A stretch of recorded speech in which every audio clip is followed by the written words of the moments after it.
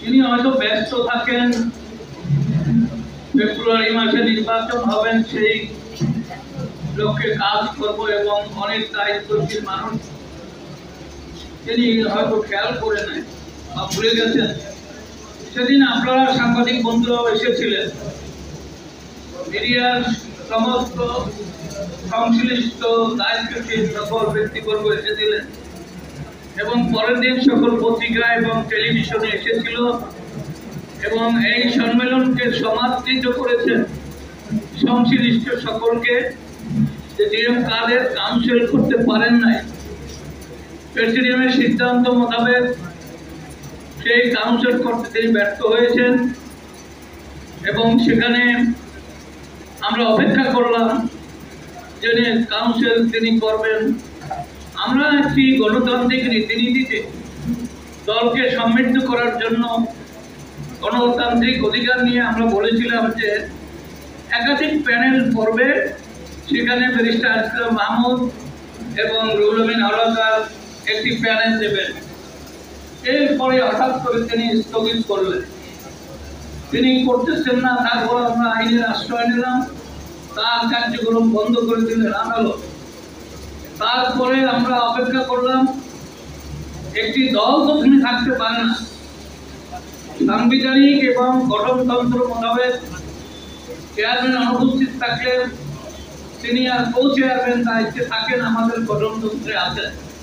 সুতরাং তিনি আবার প্রেসিডিয়াম সভা ডাকলেন। আমরা সেই সভায় সিদ্ধান্ত নিই 9 আগস্ট আমরা কাউন্সিল করেছি।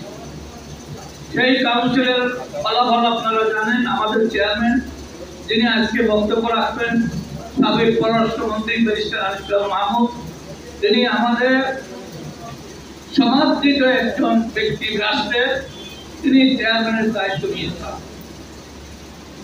এরপরে হঠাৎ করে পরশুদিন আমি দেখলাম যে খুঁজে পায় না জাতীয় পার্টি লাঙ্গলের মালিককে। আমরা কাউন্সিল করে আমাদের নির্বাচিত কমিটি, যেখানে আপনারা এই ডান দিকে তাকিয়ে দেখেন, আমাদের সিনিয়র কো চেয়ারম্যান আছেন, এক্সিকিউটিভ চেয়ারম্যান আছেন, কো চেয়ারম্যান আছেন, প্রেসিডিয়াম সদস্যরা আছেন, বামেও সবাই কো চেয়ারম্যান, প্রেসিডিয়াম সদস্য।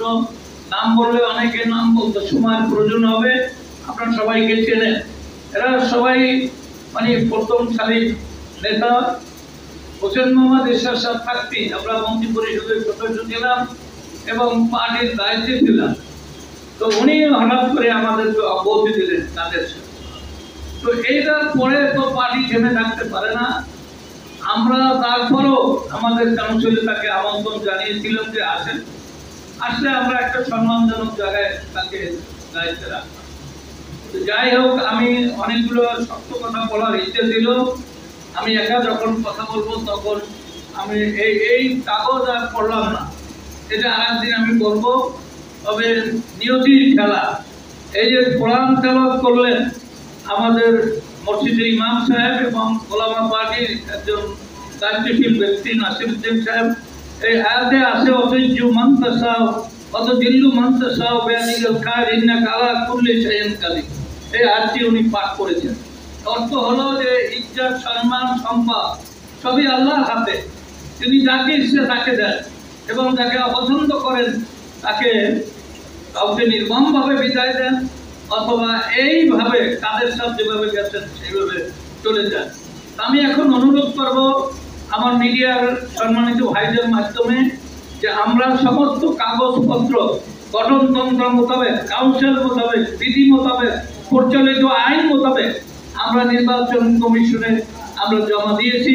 আমরা আশা করি তারা এটা বিবেচনা করবেন এবং সুবিবেচনায় আমরা নির্বাচিত জাতীয় পার্টি, এই নতুন পার্টি, এই দায়িত্ব হয়ে লাঙ্গল আমাদেরকে ইনশাআল্লাহ আমরা পাবো, এটা আমরা আশা করি। সত্য আল্লাহর হাতে আমি আশা করি, গভীরভাবে নিবিড়ভাবে আমি চিন্তা করেছি, যেহেতু আল্লাহর খেলা, মানুষের খেলা না, এমন কেন হলো। যাই হোক, তারপরে আমাদের চেয়ারম্যান সাহেব বলবেন, তার আগে আমি আমার মিডিয়ার ভাইদেরকে বলবো, ইলেকট্রনিক মিডিয়া এবং প্রিন্টিং মিডিয়া, যে আপনারা আমাদেরকে সবসময় আমরা আপনাদের সংবাদ দিলে আপনারা চলে আসেন আমি দলের পক্ষ থেকে কৃতজ্ঞতা জানাই। এবং দীর্ঘ পথ আমাদের পাড়ি দিতে হবে। নির্বাচন সামনে, দলকে আমরা সুসংগঠিত করব, তৃণমূল পর্যায়ে জাতীয় পার্টি নিয়ে যাব এবং এই পার্টির মালিকানা তৃণমূল পর্যায়ের নেতা যেটা বলেছিলেন যে 68,000 গ্রাম মাত্র বাংলাদেশ হোসেন মোহাম্মদ এরশাদ বলেছিলেন, যিনি জাতীয় পার্টির প্রতিষ্ঠাতা, সেইখানে আমরা যাব ইনশাআল্লাহ। লাঙ্গলে আমরা পাবো। এরপরে আমরা প্রোগ্রাম করে আমরা যেখানেই যাই আপনারা দয়া করে আমাদের পাশে থাকবেন, আমাদের সাথে থাকবেন এবং আমাদেরকে সহানুভূতিশীল দৃষ্টিতে দেখবেন।